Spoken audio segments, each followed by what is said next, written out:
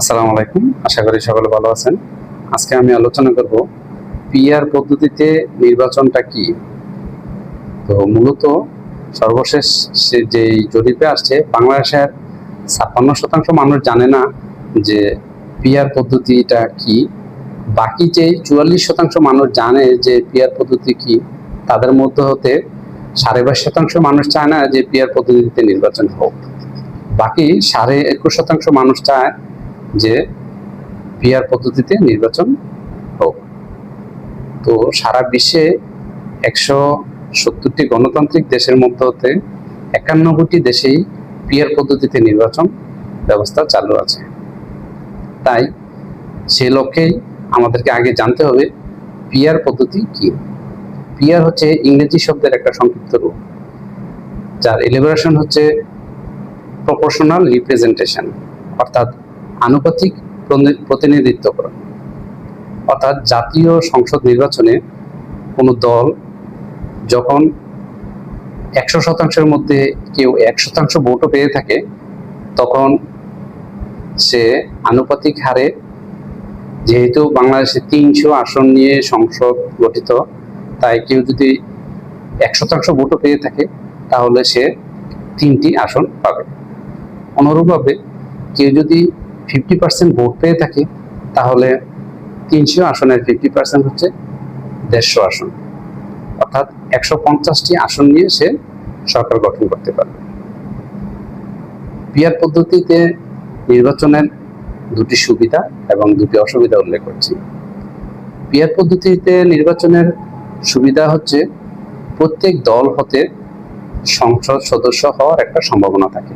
অর্থাৎ কোনো দল, সেটা ছোট দলও যদি হয়ে থাকে এবং সে যদি ১% ভোটও পেয়ে থাকে, তাহলে সে ৩টি আসন নিয়ে সংসদে যেতে পারবে। অন্য একটি সুবিধা হচ্ছে প্রত্যেকটা ভোটার ভোটে কাজে লাগে।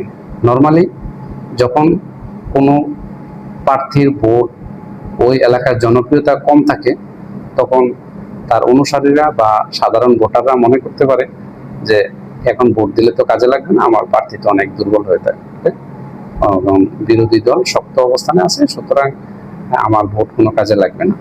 কিন্তু যখন পিআর পদ্ধতিতে নির্বাচন হবে, তখন তার এই ভোটটাই ওই যে সেন্ট্রালি এটা কাউন্ট হবে, যেটা ১০০%-এর মধ্যে হতে কেউ যদি ১%ও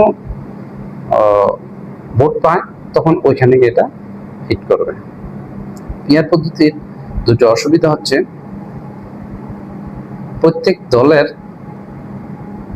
তার প্রতিনিধি, নির্বাচিত এলাকার যেই প্রতিনিধি, তাকে আইডেন্টিফাই করতে পারবে না।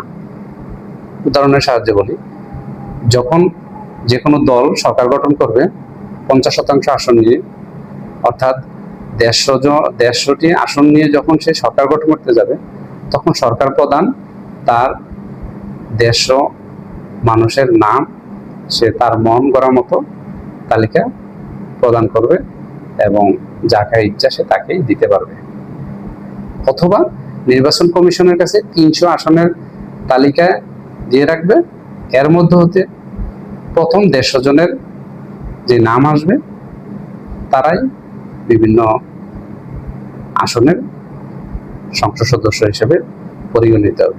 অর্থাৎ প্রত্যেকের তার নিজের উপজেলার এমপি অথবা মেম্বার অফ পার্লামেন্ট কে হবে এটা সে নিজেও জানবে না, তবে কেউ না কেউ তার উপজেলার মেম্বার অফ পার্লামেন্ট হবে, এটা নিশ্চিত। দ্বিতীয় যেই অসুবিধা হচ্ছে, সেক্ষেত্রে অনাস্থা ভোটের একটা প্রচলন আছে। যেমন বড় ধরনের কোনো ইস্যু যদি থাকে, এটা নিয়ে বিভিন্ন সংসদ সদস্যরা যখন একমতে মতান্তরিত হবে এবং অনাস্থা ভোট জ্ঞাপন করবে, তখন সে সরকার পরিবর্তন হওয়ার সম্ভাবনা থাকে। যেমন আমরা লক্ষ্য করেছি লাস্ট ২ বছর আগে পাকিস্তানের সরকারের, ইমরান খানের সরকারের প্রতি অনাস্থা ভোট হওয়ার কারণে তখন তার সরকার পতন হতে হয়েছে। ধন্যবাদ সবাইকে। আসসালামু আলাইকুম।